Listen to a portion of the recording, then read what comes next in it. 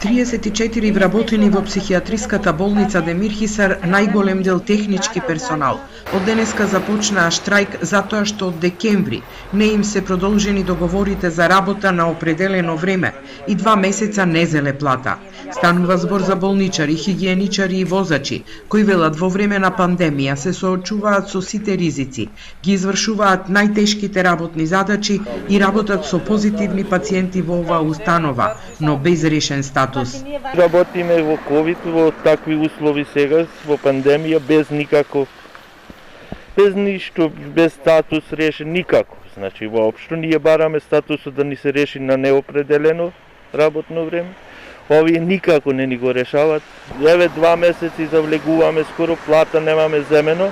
Баш моментално, јас што сум во тоа оделение, за жал се справуваме со ковидот, со сите проблеми и да ни се дај тоа што си го имаме сработеното. Најавија дека нема да се вратат на работните места се додека конечно не им се реши статусот, проблем што се провлекува повеќе години. Нема да влеземе натре да работиме, дури да не се реши статусот, да не се реши и да ни дадат решение кој секој што имат право и ако не дојде до некои разврски, ќе одиме со тужби.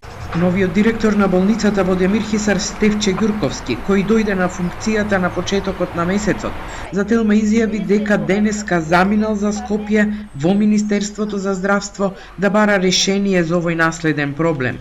Лекарите пак велат дека овој кадар е повеќе од потребен во установата, што е став и на лекарскиот колегиум, поради што инсистираат да се реши нивниот статус, а платите велат им доцнат на сите вработени во психијатриската болница Демир Хисар.